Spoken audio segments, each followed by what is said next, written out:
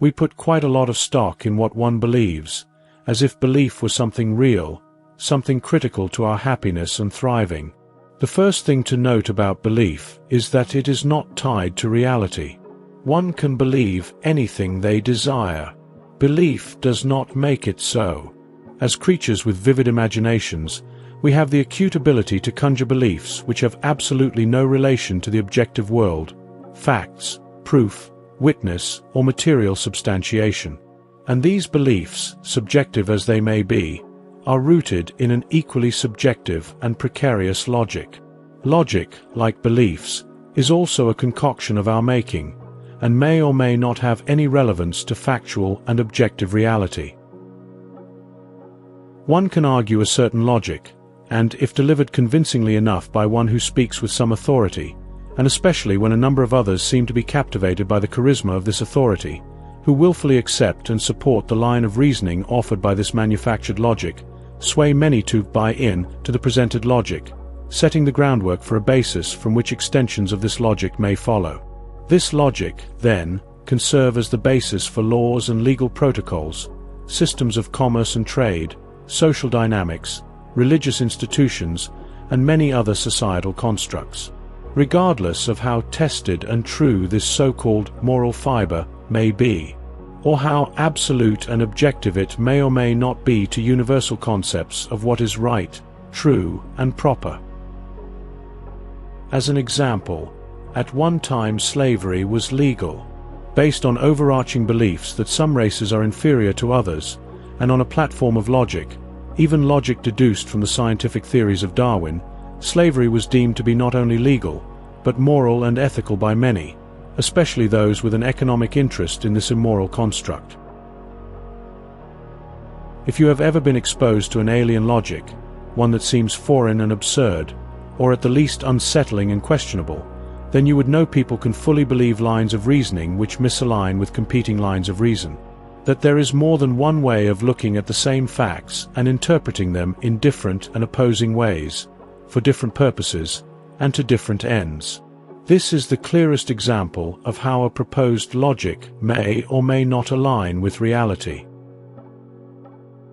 Lines of logic are like scientists' fabricated theories of the universe, meaning that science continues to create and refine perceived cosmic laws, none of which actually have been proven to hold when compared to the actual universe.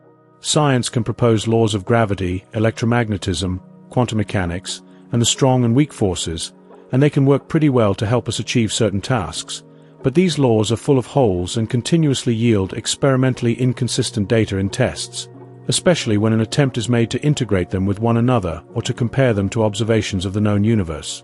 One's logic, the basis from which they create a perception of the world around them, is like a scientific theory which just doesn't quite reflect the real world, the universe we see. But, unlike the scientific method, which is supposed to refine a hypothesis, or throw it out entirely, based on experimental observations which contradict it, human logic tends to hold fast regardless of, and sometimes despite, contradictory data, facts, observations, or experiences. The human psyche is often immune to objectivity and absolute reason. In short, we don't like to be wrong, so we stick to our story, explaining away any potential threat to our self-generated paradigm. What we believe is only necessary to the extent that it props up our view of ourselves in the context of other fabrications, which are also man-made. Nothing we believe has any relevance to our success as a species on this planet, outside of the benefits it may provide us with regard to relationships with others who share those beliefs. But the beliefs themselves produce no fruit where our health, physical, emotional, and mental, are concerned. If anything, our beliefs can severely restrict and hamper our ability to find health and peace in these areas, the three fundamental parts of our experience. Beliefs are false. They are constructs which we create in our mind which help us to navigate the unknowns in our world. And many times, the beliefs we subscribe to, or at least act upon, are not even our own. We have borrowed them from others, solely based on their say-so or behaviors and actions. We don't even claim rights over our own paradigm. We accept what seems to be already accepted, regardless of the degree these tenets make sense in our own experience. And when our experience conflicts with the paradigm we have accepted, as handed to us from others, we discredit our experience as subservient to the proclamations of others, decreasing and disempowering our sense of self and proprietorship of our own intuitions, logic, and reasoning. We are so inundated, so surrounded, saturated, and barraged by the idea that we must believe something, that what influential others seem to believe is more valid than our own inclinations, and that these beliefs are somehow rooted in the reality of the cosmos, that we don't even question the alternative.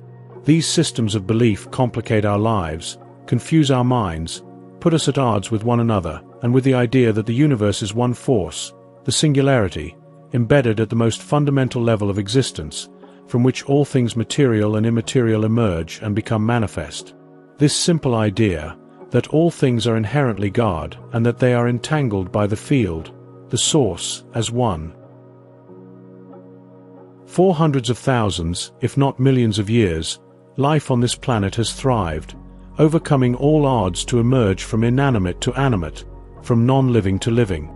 It crawled up out of the oceans, spawned from volcanic vents on the seafloor, from the algae of the depths and the single-celled creatures of the abyss, to flourish, spreading across vast landscapes, adapting to climates and topographies, organodying to create soils and oils, breaking apart the crystalline structures of rock formations to enrich the earth, providing fertile sod for continued expansion of seed and embryonic forms, filling the sea, dominating the land, and exploring the air. Life ever-reaching. And all of this made possible without the need for belief.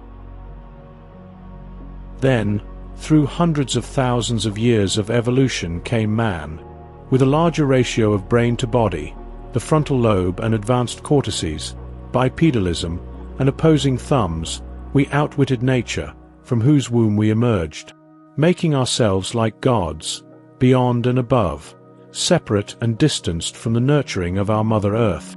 And even our own kind, Homo sapiens sapien, survived and thrived for thousands of years without the pressing need to believe, to create imaginary paradigms of politics, drama, hate, prejudice, and religion. We accepted what was presented to us and used it to our advantage, planning to protect our own, and giving thanks to the source for the blessings which we garnered from it, for providing us with sustenance, family, and fortune. But with the gift of our advanced brains, the capacity to create and imagine and weaponize information, we eventually began to see the need to convince others, often large numbers of others, to our cause. And to do this, we needed others to believe that our cause was more noble, more just, more worthy, that others were evil and wished us harm, that what was theirs was rightly ours, that our God was superior to theirs, and that we were the sole heirs and interest of the Creator, that all things were made for our advantage and gifted us by this God, that there were rules to how we should live, sanctioned by the Creator, who cared what we wore, who we married, in what manner we procreated, among many other concerns, that if we did not follow these laws we would suffer in the here and now, and most especially and inescapably in the life hereafter, and that if we were true to those God-given laws, we would rejoice in paradise for all eternity, that the rulers lording over us were appointed and anointed by the Creator, divinely placed for our benefit, and to whom we were to be subservient, obedient, and pay homage. Beliefs were only necessary to societal structures once clanning became political. Once tribe versus tribe and civilization versus civilization grew to a critical mass. Then it was paramount, not to the citizenry, but to the powers that be for the manipulation and subservience of the population, which was necessary for their continued conquests and expansion, growth and protection, power and accumulation. Beliefs are not necessary when one person rules themselves, is responsible only for themselves and to those in their immediate sphere, loved ones to whom they are charged with safekeeping and provision. You might question this assertion because it certainly is not the standard company line. It is not what we are taught from the earliest moment of education and indoctrination we experience as cultish beings. In fact, it is contrary to everything we are raised to believe. And, again, there is that word, believe. That concept which is used as a mechanism for manipulation and indoctrination, for leveraging and motivating the many, one soul at a time, to bend to the will of power. There is a word for this mode of self-governance. This word is anarchy. When you think of this word, what is your immediate gut reaction? To most, who have been reared in public education and in civilized society, the concept of anarchy has been demonized as a countercultural political movement of chaos. Those associated have been villainized to represent the lowest form of humanity. Anarchists were to be shunned and despised and discredited. Anarchy, by definition, is the self-sanctioned rule of law most common to unregulated areas of the world which lie outside of judicial and legal jurisdictions, isolated locales such as ungoverned Afghanistan, Bertawi, lying between Egypt and Sudan, parts of Syria and Africa, and many strings of islands across the globe, among others. Certain of these areas which are inhabited, warlords and non-conformist settlers exercise free reign over territories as they deem proper. These are anarchist societies, if you will, in that the only rule of law is the unwritten code of utilitarianism, where one lives by the means which works for them, whether that be peaceful agrarian hermit or oppressive power baron. Anarchism implies that one rules themselves, makes their own choices, and is not mandated by any outside agency without their own acquiescence. It does not mean that chaos rules, but that people regulate their interactions in a way that serves them and maintains respectful abstraction from imposing their will on others, whom also practice autonomy. This is the way humanity maintained itself for thousands of years, prior to governance and systems of belief which were imposed on peoples for the purpose of controlling, suppressing, organizing, and institutionalizing populations. This begs the question, is it possible to live, function, survive, and thrive without belief, without having a belief system, without espousing faith as a fundamental platform from which one operates? This requires that we define belief, as the word could be seen from a few different viewpoints. Webster's lists 3 definitions of belief as paraphrased in the following. 1. Conviction of the truth of some phenomenon, especially when based on examination of evidence, as in scientific statements or personal anecdotal experiences. 2. Trust or confidence in some person or thing, as in belief in leaders, democracy, societal institutions, or the perceived value of goods in the conducting of transactions, to name a few. Or 3. Something that is accepted, considered to be true, as in general religious or political beliefs. A certain amount of belief is necessary just to get out of bed in the morning. This is what I refer to as Tier 1 belief, wherein one believes that there is a reason to pursue tasks at all, including feeding oneself, travel to a job or some other gainful pursuit, spend hours toiling, interact with others in as positive and productive way as possible, come home each night, spend time with family and or friends, dress a certain way, act a certain way, speak a certain way, educate themselves, invest for retirement and or wealth, buy a home and car and other items of interest, travel for pleasure, and many other tasks. One must believe that there is some larger and more far-reaching goal which makes all of these things worthwhile, or from which they derive some pleasure and satisfaction. Typically, this belief is based on experiences which one gathers along life's journey over time which prove to be profitable, and which give promise of further satisfaction if one continues down this path. These are beliefs based on anecdotal experience and scientific or academic proclamations. This form of belief is necessary for any living animal, otherwise no living thing would experience the joy of living and carry the hope for things to come. If a fox lost the hope that they would ever have another meal, or appropriate shelter, or reunite with their pack, they would likely fall into a state of despair which would steal their motivation to live. They would likely just give up, lay in one spot until they faded to nothing and nature took them. Even members of the lower stratum of the animal kingdom must believe in the hope of having their basic needs met to survive and thrive. As I've stated before, this is Tier 1 belief, and it is necessary for members of the animal kingdom to operate and function productively on an individual level.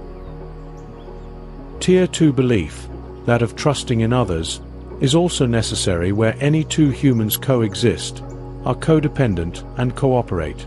This form of belief largely falls in the areas of what men say. The gift of speech has also given men the skill of deceit, the capacity for misstatement, and the ability to express ignorance in profound ways. In order for these to flourish, others must be made to believe. They must accept as true things which are not evident, things which require the other take the word of the one, and that the one convince with authority the other. This higher form of belief, Tier 2 belief, is required for societies to function. The kind of belief that we are talking about in this discussion, the kind which is not necessary to our survival and compliance with nature, our hope and morale, or to our interaction as members of a society, is that belief which requires knowing the unknowable, finding the unfindable, believing the unbelievable. This is Tier 3 belief. Is it possible to survive and thrive without this form of belief? Without setting as a platform from which one operates things which cannot be known, things which cannot be proven, or revealed, or seen, things which require blind faith?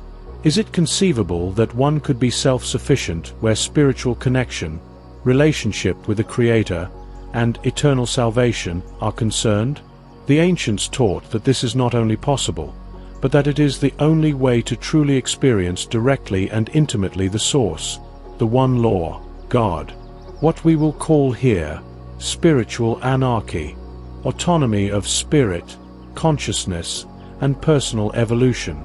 Each of us is tasked with a directive to increase our personal evolution along the path of peace toward spirituality, oneness with all creation, communion with the All-Father, eternal life.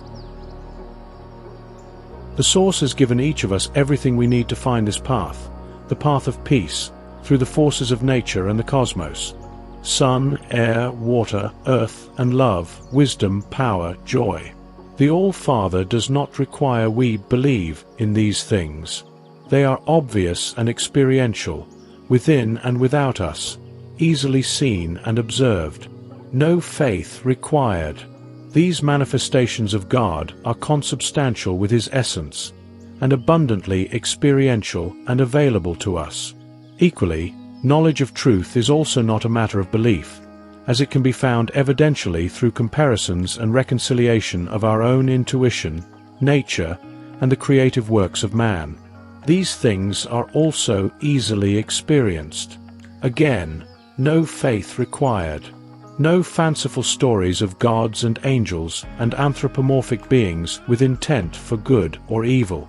No faith in persons claiming authority over us, on their own say-so, and against our will. An example of living creatures who survive and thrive without the need for Tier 3 belief, that of knowing the unknowable, as tends to be the case for humanity where faith in authorities, religious and political, are concerned, can be found very close to home. In those creatures which we interact with in our own homesteads, pets and other domesticated animals. Their perspective serves as a fantastic example of what is necessary to survive and thrive in a paradigm of simple autonomous peace. The tenet that actions speak louder than words takes precedence with these so-called lesser creatures. Your pet doesn't concern itself with what religion you profess, what political party, what race or gender, what creed or orientation, or any other thing which serves as a basis for belief paradigms in human realms. Your pet cares that you show it affection, attention, and love, that you provide it nourishment and shelter and company. It lives a peaceful existence without the burden of belief constructs, and very likely largely because of this lack. We could learn quite a lot from our domesticated friends, and the entirety of the animal kingdom, if we sought autonomy of spirit, peace in the present moment, and rid ourselves of the dependence on blind faith, that of claiming to know the unknowable. The third tier, the most dangerous and unnecessary form of belief,